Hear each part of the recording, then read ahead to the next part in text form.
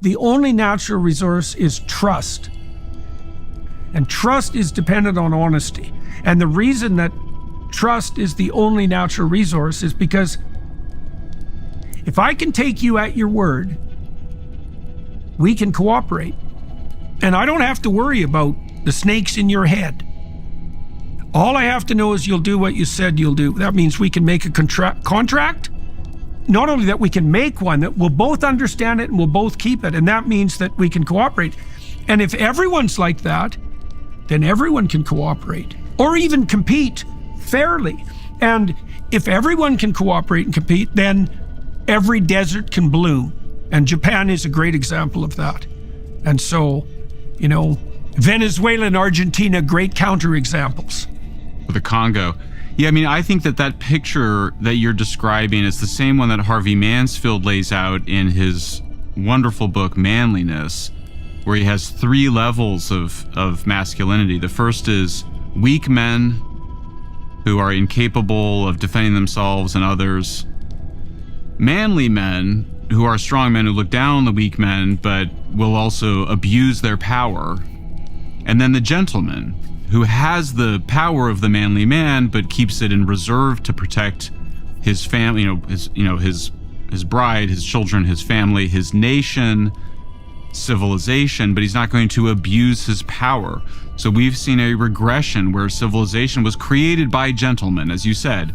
They became gentlemen. In the process of creating civilization, they become gentlemen, or in the process of becoming gentlemen, they create civilization, which is to say a society based on universal rules, on the view of humans as all equal under first God and then equal under the law, and that everybody has these fundamental inalienable human rights. This is the basis of what we call Western civilization, and it's a civilization of gentlemen. Well, we've seen a mass derangement, over the last 12 years, but particularly with the election of Trump, you saw a derangement occurring in every institution. And what happens with USAID is, and within the intelligence communities and the foreign policy establishment, is a massive derangement and abuse of power where the gentlemen stop being gentlemen, they become aggressive manly men, and they decide that they know what's best. And they can't stand all this democracy, which they call they dismiss as populism, and they describe populism as its opposite.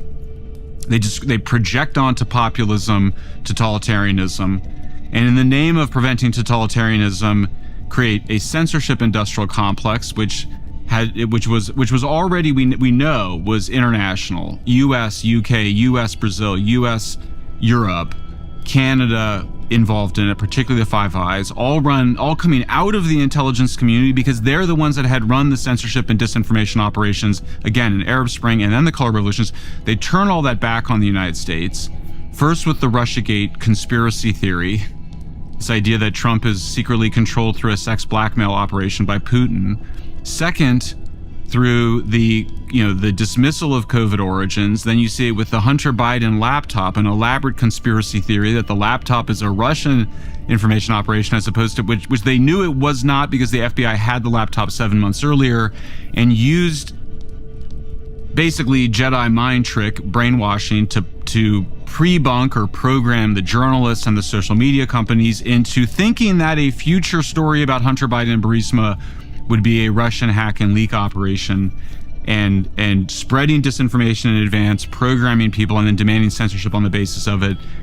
And I think we're going to find out a lot more about January 6th as well as a kind of construction rather than something organic. A clear decision was made at a minimum to not provide adequate security. We know that for sure because the Capitol Police Chief has written a whole book on it.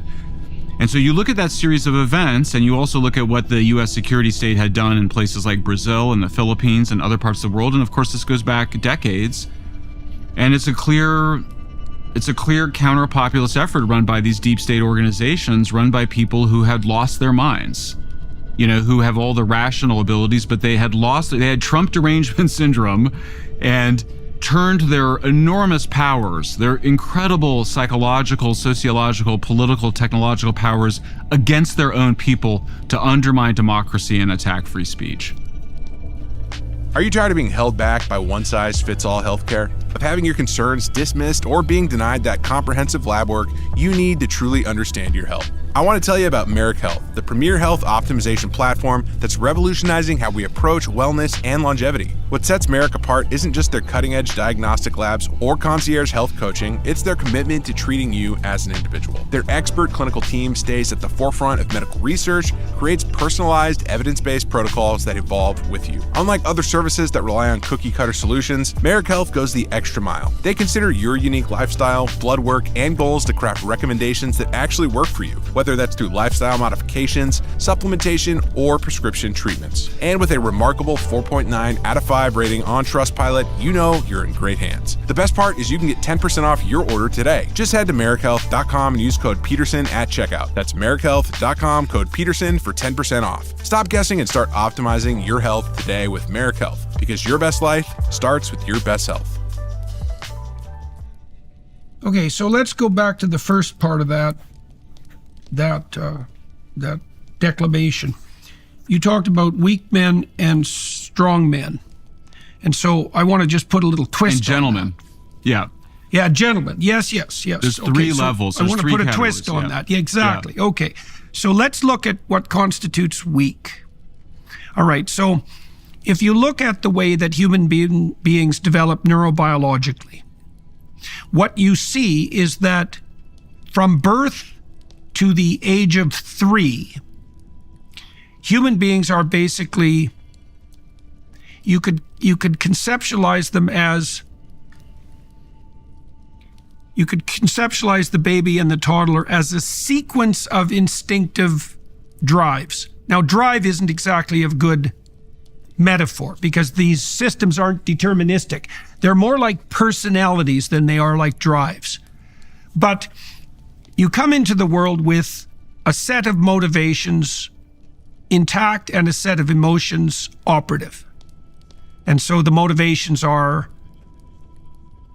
orientations of aim, let's say towards physical contact, towards play, towards physical gratification, towards hunger, thirst, temperature regulation, the basic subsystems that orient you so that you don't collapse physically, let's say. And the emotional systems are basically positive emotion that attracts you to things and negative emotion that freezes you or causes you to retreat. Now, an immature person who is a weak person, let's say, because we're going to equate those. An immature person is someone who's still dominated by those systems. And so a 2-year-old moves from the domination of one motivational system to another. And it isn't till they're about 3 that they can start to integrate with other people. That's when they start to learn to play. Okay, so now the reason I'm saying that is because we can associate that weakness that you described. Weak and immature are the same. And they're the same as hedonistic. And they're the same as present-oriented. And they're the same as unable to delay gratification. And they're the same as narcissistic and narrowly self-centered. That's all the same. And like a variant of that would be criminal as well. Okay, now, one way of controlling that is with power. And that's the strong men that you're describing, literally the strong man. The strong man is someone who controls the hedonists with an iron fist. And then if you look at the postmodernists, the postmodern neo-Marxists, they would say that's the whole playing field. There's just power, there's just hedonism, there's nothing else. But that gentleman that you described, that's that integration that we were talking about earlier. That's civilized integration. And it is the basis of, it's the basis of mental health, I believe, which is quite a radical claim. Like, you cannot, and I think you see this, for example, in the data that show that liberal, progressive young women who are like fragmented and hedonistic and immature, they're rife with mental illness, depression, and anxiety. They're dominated by negative emotion and have very little hope. And it's because they're not integrated. And so what the men that you described as gentlemen are actually integrated and mature. And their ethos isn't weak hedonism or power. Their ethos, this is something I really want to develop at ARC, and in the next book I'm writing, their ethos is one of voluntary self-sacrifice. Right? And that it's voluntary. So the voluntary sacrifice is present to future. Right? So you sacrifice the present to the future. That's control of delay of gratification. And you satisfy and you sacrifice your subjugation to your own whims to communal stability and productivity. Right? And that's what happens. Kids start to learn to do that at the age of 3 when they develop friendships. They learn to delay gratification. They learn to take turns and to have friends, which is very much akin to delaying gratification. And that's voluntary self-sacrifice. That is the foundation of civilization. That's central to the Christian ethos, for example, and it's laid out in the Old Testament writings as well, the ethos of sacrifice, let's say. And so I think we're at the point where we can actually understand this. And my sense is that a return to first principles is going to involve a conscious understanding this time of the ethos on which our civilization is founded. And I'm curious about your ideas about that. See, because I can't see how it can be any other way. Like, to be civilized means to be social, reciprocal, right? And to be social means you're not selfish. But then you might ask, well, what does selfish means? Well, it means you're not governed by your immediate whims. Well, then what are you governed by? You're governed by an impulse to integrate yourself internally with the future and with other people. And that's deeply enough embedded in human beings, so I don't think there's any difference between that and the instinct to develop and mature. And that's part of that hero's journey path, right? That's the pathway to maturation that produces that gentlemanly behavior upon which civilization is founded. And I can't see, how would you argue against that? Like, you could do what Foucault does and say, well, there's nothing but power. It's like, well, Foucault believed that because he wanted to rape little boys in graveyards and have that be okay. You know, I mean, he thought of power as the ultimate deity because he was trying to justify his own pathology. And there's plenty of that on the progressive and hedonistic side of the conceptual world.